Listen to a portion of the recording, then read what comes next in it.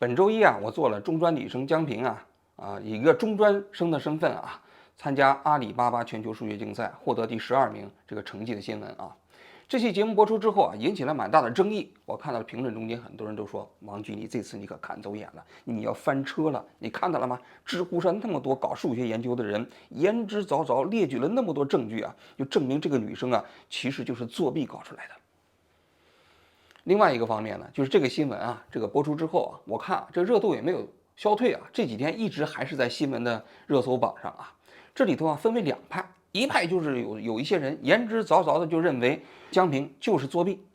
不可能以一个中专女生的身份考到第12名。但是反方就认为这其实就是一个普通的农家子女通过自身努力励志的过程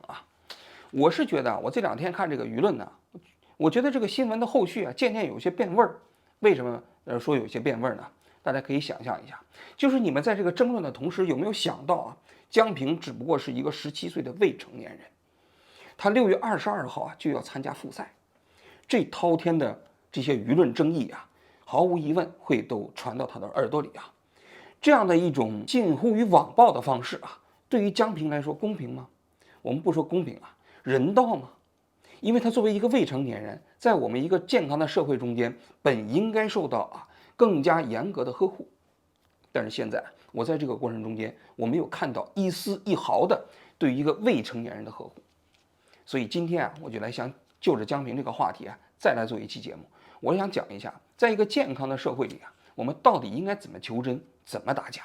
怎样的求真和打假方式才是合乎一个社会的基本正义的。首先我想讲第一点就是打假本身不具有天然的道德性。因为在江平事件过程中间，很多质疑者就说：“你看，我们现在是打假，打假嘛，就是求真嘛，那这就似乎就拥有了道德豁免权。”但是我讲这实际上是一种谬误。为什么这么讲呢？因为在我们一个社会中间不仅仅只有求真这一个维度，还有很多其他的维度。比如说我们经常讲真善美，是吧？且不说从真善美的角度来去论证就是说我们在一个社会中间，除了有求真这样一个目标以外，还有很多其他社会规范。我举一个极端的例子比如说就拿江平这件事情来讲如果你为了求真，那你就到他们学校去盗取他们学校平时考试的数据，那你觉得这种方式合适吗？比如说有人为了证明江平跟他老师是不是2个人有密谋，那就可以在他们家门口装上偷拍机，看他们2个之间有没有联系，在他们电话里装上窃听器，这样的话就能搞清楚了那你们觉得这种求真本身是不是合乎正义呢？显然不是。为什么？因为这种求真的方式它侵害了其他人的基本权利。也就是在我们一个健康的社会里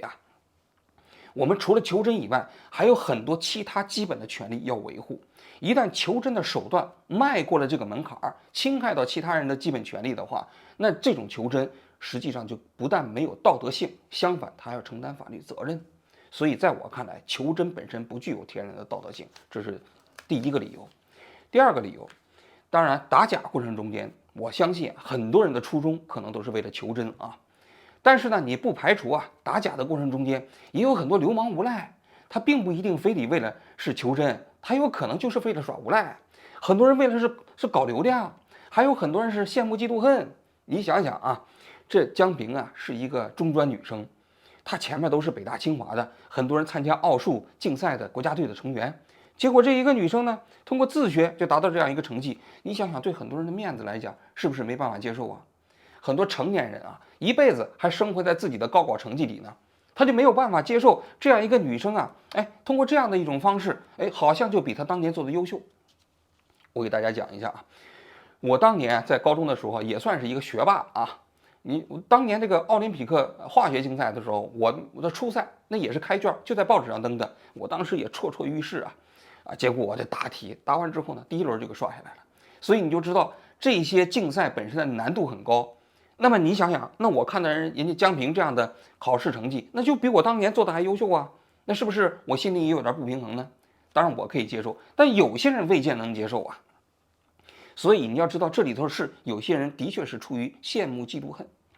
因为对于很多学霸来说，打着引号的学霸来说他们可以容忍那些学渣们在未来的人生道路上比他挣的钱多，但他很难容忍呢一些小学校的人没有经过他们那样的系统训练就做的成绩比他们好，因为这个实际上是把他们人生中间最重要的尊严呢可能给打掉了。所以你就知道了，在打假的队伍中间，实际上是鱼龙混杂呀，并不是只有求真的这么一类人。所以在我看来，求真本身不具有天然的道德性，这是第一点。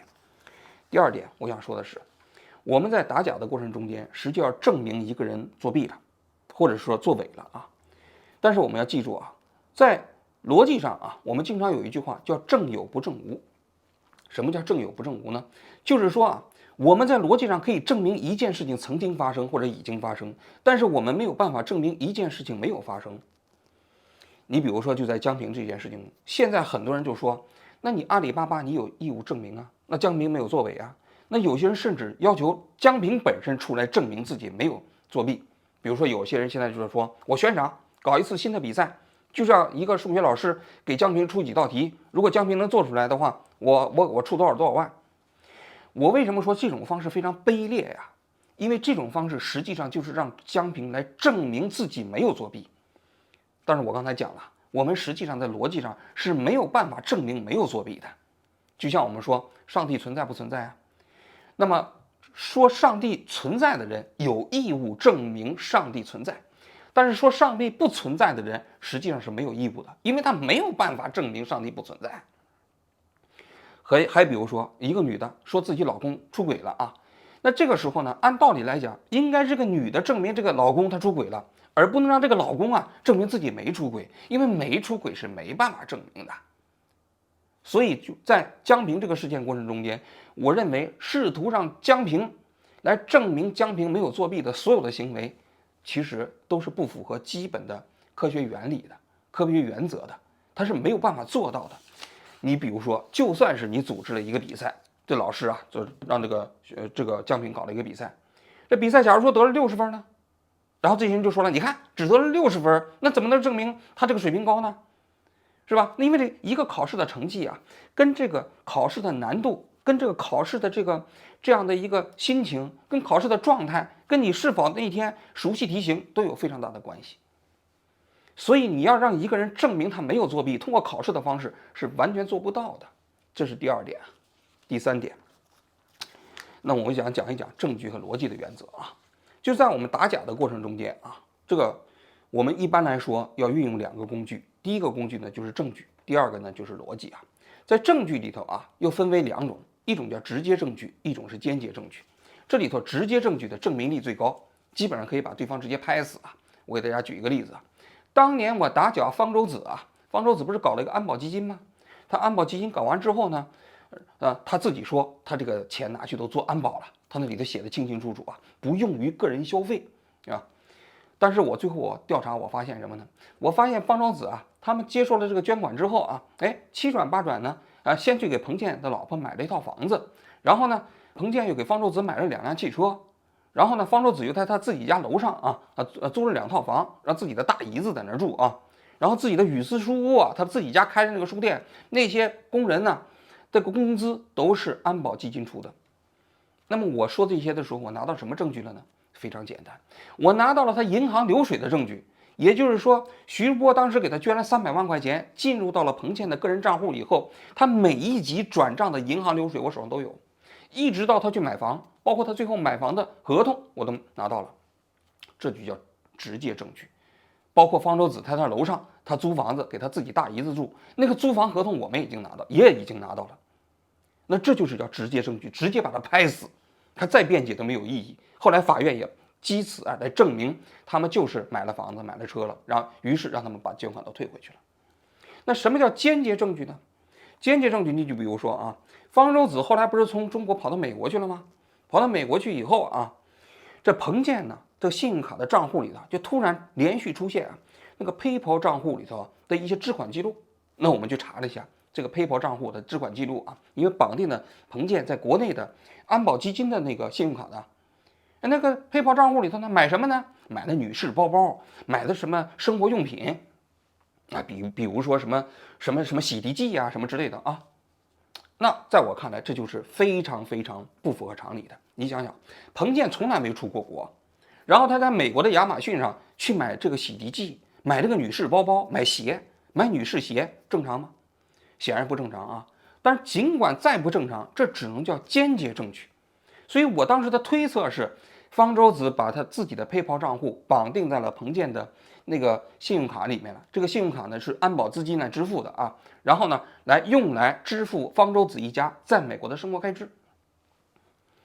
但是这个呢就只能是间接证据。尽管如此，我只能把它叫推测，不能叫直接证据。而前面的银行流水一级一级转账的，这就叫直接证据，直接拍死的。所以你看到了吗？我们在打假的时候啊，有2类证据，一类是直接证据，一类是间接证据。直接证据里头呢最可靠，证明力最强，基本上一出事这人就拍死了。间接证据啊，这个可靠性就要打疑问了，我们就必须依靠逻辑来推测出来这件事情是不是可靠，这个结果是不是可靠。那么在间接证据叠加逻辑的过程中间呢，这就相对来说情况就复杂了。为什么复杂了？咱们来慢慢讲啊。首先是第一点，就是说小概率事件实际上在我们生活经验中间经常是违反常识的。但是呢，在一个大样本数据里头会经常发现。你就比如说江平这件事情啊，它确实是一个小概率事件嘛，一个中专女生没有参加过国家集训队，最后呢就获得了这样的一个好成绩啊，所以很多人认为反常识。因为小概率事件它的确是反常识的嘛。如果你要是不反常识的话，在这个所谓的正态分布区间内，那就不叫小概率事件了啊。但是我跟你说，在一个大样本中间，小概率事件会频繁出现，会经常出现。这个呢，大样本里头有2个这个验证方式啊。第一个就是一件事情你反复去验证，小概率事件几乎必然会发生。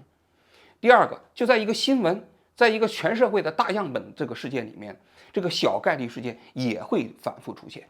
也就是说无巧不成书啊。我自己做新闻的啊，因为我常年跟各种各样的新闻打交道，新闻多数情况下很多都是小概率事件。这些小概率事件对于当事人来说，或者对于很多旁观者来说，它可能是匪夷所思的，但是呢，它在生活中可能就发生了。我给大家举一个例子，那当年的全运会事件啊，可能熟悉中国新闻人都知道，这全运会呢，当年是当村民选上的一个村支书、村长，然后呢，他带领老百姓维权，跟政府之间闹对抗，是吧？因为当地要修一个电厂，他们因为补偿问题啊，双方一直在维权，结果就在这种情况下，他出狱没多久，然后呢被一辆汽车给撞死了。所以大家想一想，这件事情人的第一反应，那肯定是政府雇人把这人给弄死了嘛，对吧？这种猜测本身也有一定的合理性。但是呢，最后呢，由于全运会自己手上戴了一个手表，这手表本身呢可以录像，他从自己家门出来到被出车祸撞死这个过程中间啊，全程都录了像，那确确实实就没有什么阴谋。所以你就知道了，这个小概率事件虽然说它违反我们的常识，在一个大样本区间内实际上会经常出现。所以我们面对小概率事件的时候，我们不能轻易的因为它违反常识啊，我们就认为它一定是有问题。就像我前一段时间做的那个新闻，说那个彩票事件，是吧？彩票事件，我那个节目做完之后，为什么很多人不相信？说这违反常识啊！这一个人他加码买了那么多，然后最后他还中奖了，把中奖的奖池都给掏空了，这不正常，它是不正常。但是呢，我跟你就讲，你依据它不正常来判断这件事情就作假了，这不成立。为什么？就是因为买彩票这个行为啊，在众多的这样的一个买卖的过程中间，小概率事件一定会发生。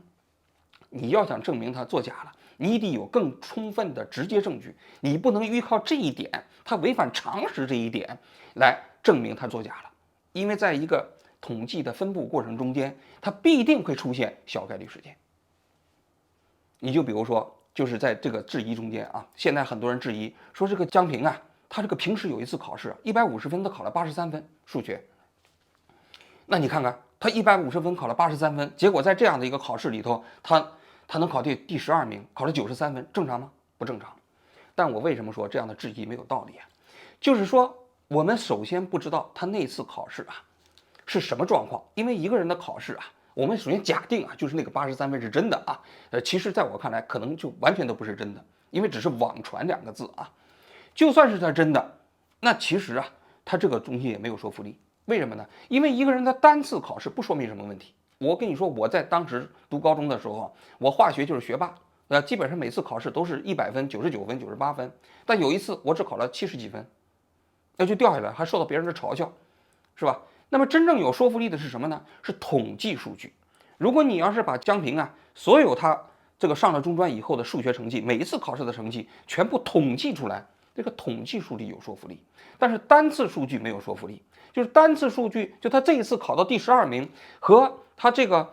所谓的他某一次考试考了83分都不说明问题，因为它都有可能散落在这个正态分布的范围之外。我在这里要讲一下啊，其实这个概率啊本身就是反常识的、反直觉的。这个李永乐是这个阿里巴巴前几年的时候啊，他一个新闻发言人，他在油管上还有一个视频，我推荐大家去看一下啊。就是他李永乐在这个视频中间，他讲了一个例子，他说有一个人呢，他这个上高中以后叫小明啊，这个人啊做了4次模拟考试啊，一次是580分，一次是600分，还有一次是680分，还有一次620分。但是北大的录取分数呢是690分。那么请问这小明啊考上北大的概率是多少？大家可以想象，他4次模拟考试最高的分数啊，离北大的最低录取分数线还差10分，你说他能考上吗？但是这其实有非常简单的计算方法，因为它的平均分是620分，这620分跟690分之间差70分，而他自己的分数的分布符合正态分布，那么在符合正态分布的情况下，它的这个偏差值是37.4，你到表上一对，你就可以算出来，其实这个小明啊考上北京大学的概率大概是3.07%，概率并不低呀，3.07啊，大概是多少呢？大概是你中500万大奖的53万倍。也就是说，你可以看到了吗？就是概率这个东西啊，实际上很多情况下是反直觉的，并不是我们经常常识过程中间那个通过常理经验能够判断出来的。所以我们不能根据这件事情反常识、小概率就判断这件事情是假的。大家可以看一下，就是在江平这个事件过程中间，所有对他的质疑啊，几乎都是类似的这样的一个这个所谓的证据，说你看他考了83分，他老师跟他那个女朋友好像是同分，然后呢，这个他又是中专的，对不对？那么这些所谓的疑点，我们只能称之为疑点，根本不能称之为证据。这些叠加在一起就构成了强证据吗？仍然不是。我再给大家举一个例子啊，大家都知道台湾有一个将军叫俞北辰，这个俞北辰呢，有一次做节目的过程中间，他就说啊，跌率有多高？通常天宫大概是70%，这么高啊？对，那我3发拦你1发，就210哎，那个拦截率到了210%了，那怎么会拦不到？3发拦截，他1发拿。向心拦啊，发射3发拦截，对我3发拦截你1发，对，那就210%拦截得到，那我们一定拦截得到。对，我们熊山打渔船的时候不是很对，我们不要用1发太冒险了，一定是3发，用一个三角函数的方式，我打你1发，1发是70%嘛，对，那3发就210，对，这几乎100%了，这一定拦得到，3发拦1发拦不到，中科院可以关门了啦。他这个言论发表完之后呢，大家都哈哈一笑，是吧？因为每发导弹的拦截成功率是70%，实际上最终的成功率肯定不是210，对吧？因为概率来讲，最高也只能趋近于1，不可能到210%嘛。那么事实上，这个70%的这样的一个概率的话，如果3发导弹打上去，仍然有可能打不下来这个飞弹，它的成功率也只有97.3%。那么反过来我要讲，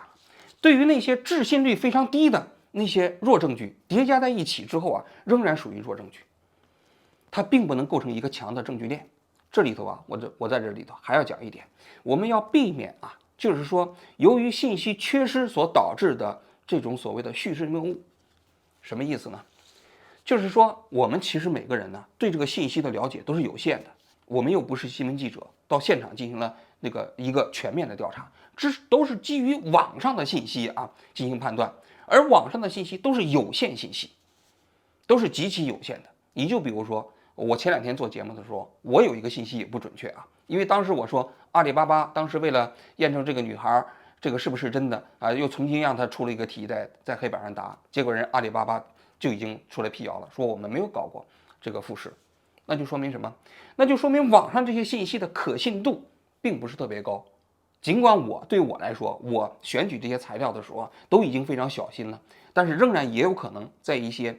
这个非关键的问题上触雷。那对于大多数人来说也是如此的。而我们对一个事情的了解啊，如果这个信息的了解情况充分和不充分、有限和全面的情况下，结论可能是完全相反的。我给大家举一个例子啊，当年方舟子打假韩寒，说韩寒啊，那就是那三重门呐，还有他写的那个新概念作文大赛都是假的。那韩寒非常火大啊，他当时就说了，他说谁要是能找到我代笔的证据，我给2000万。第二个呢，他就起诉了方舟子，在上海啊，结果起诉没几天呢，他就撤诉了。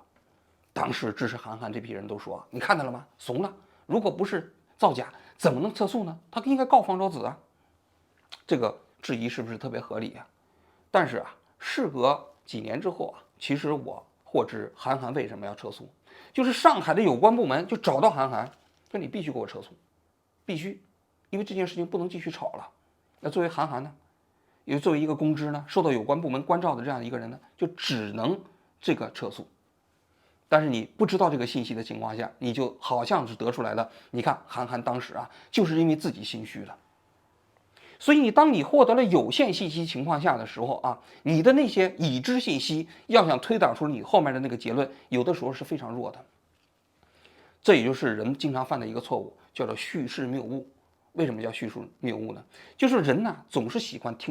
想讲一个完整的故事，这个完整的过程中间呢，就会找一些所谓的因果链。这些因果链呢啊，都是按照自己的想象的结果啊，然后呢去找这个对自己有利的叙述，然后再进行分析。这是我们普通人经常会犯的错误，因为在这个过程中间，你会自然的屏蔽掉对你的这个结论和证据本身不利的信息。那么在这个过程中间，你就会陷入到一种先画靶再射箭的这样的一个谬误过程中间，也会陷入到那些信者恒信，不信者恒不信的状态。所以在我看来啊，如果要想避免这种现状呢，一定我们要尽可能的对这种有限信息也持一定的怀疑态度。最后我还再讲一点呢，其实我们在这个打假的过程中间，要避免的是什么呢？要避免那种构陷式打假和无限质疑。我就还举方舟子当年打假韩寒，大家可以想象一下，方舟子当时掀起的那个滔天巨浪，他提供了什么直接证据吗？通通没有，都是韩寒当时写字啊，那字抄错行了，有些错了，什么4两拨仙片儿，还有什么韩寒他父亲是一个这个搞语文的，好像是一个不太知名的作家啊，肯定是就是支持他，就是能够来指导他，或者说给他代笔，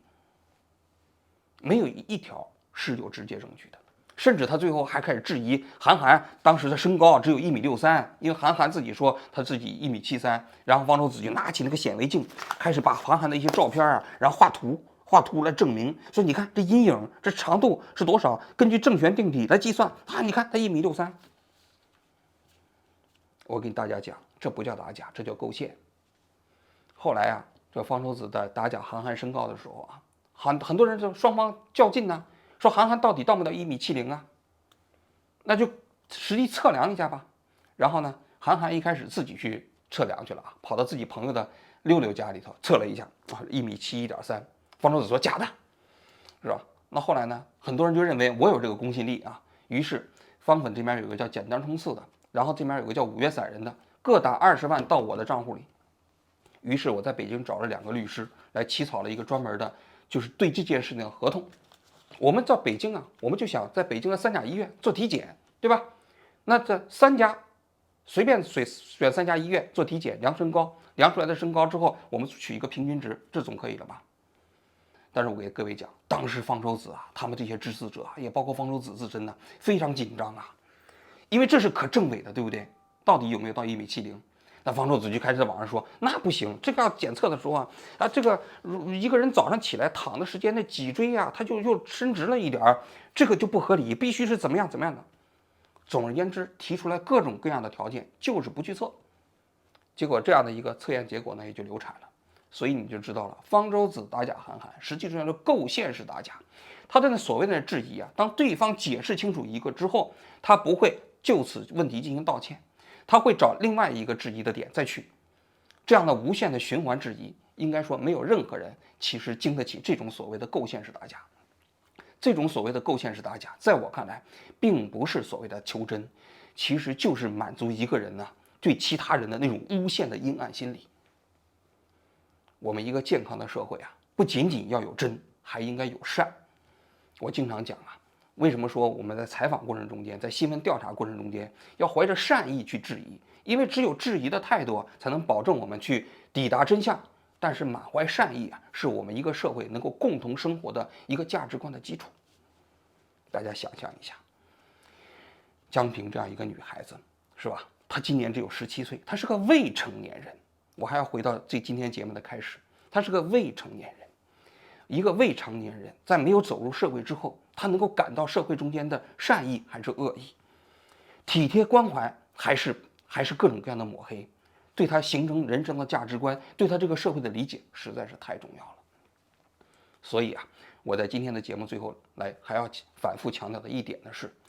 当我们在求真的道路中间如果丧失了善，那么这种所谓的求真对一个健康的社会就毫无价值。所以啊，我希望每一个，不管你是打假还是在质疑的过程中间，总是要扪心自问一下，你真的怀有这种善意吗？如果没有啊，我希望你啊，其实在打假之前啊，先把你的人性啊，把你的最基本的人性先恢复一下。江平同学，你这次预赛的成绩是93分，然后是全球第12名。小二，全球第12名。小二啊，从第1名到你，他们学校分别来自北京大学、剑桥大学、清华大学、麻省理工学院、普林斯顿大学、卡内基梅隆大学。节目的最后啊，我还想再补充说一点啊，我今天做这期节目啊，并不是为了维护江平的利益啊，我跟江平本身又不认识啊，他是不是造假本身跟我也没有利益关系啊，更不是为了维护我做节目只会正确不会犯错误的这样的一个人设。你想想，我也是人，我怎么可能不犯错误呢？如果我的节目啊犯了错误啊，我们澄清就行了，道歉就行了。就江平这件事情来讲，如果最终调查的结果证明江平的确是造假了，的确是作弊了，我一定在节目中间澄清，给各位道歉。因为毕竟我们在此前的节目中间有些素材啊使用的不是特别谨慎，结论呢可能啊没有那么令人信服，这没关系啊，对我来说没有任何障碍。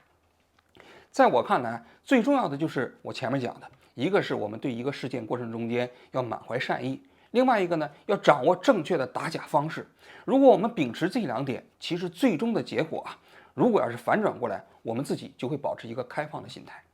因为我们每个人做结论的时候啊，都是依据那个时间点你掌握的信息，再加上逻辑分析嘛。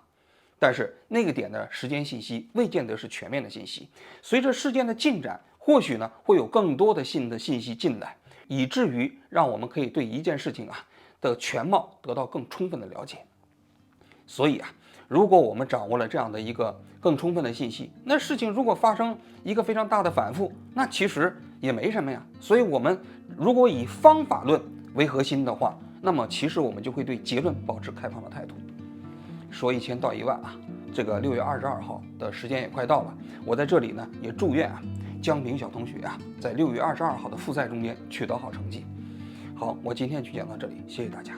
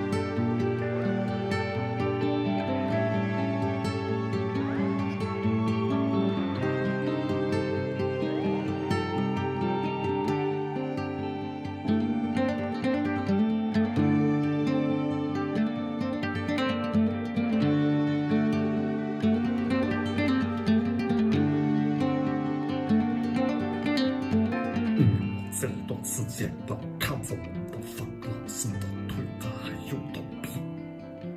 我们的方老师打架实在是太厉害了，他会打各种架，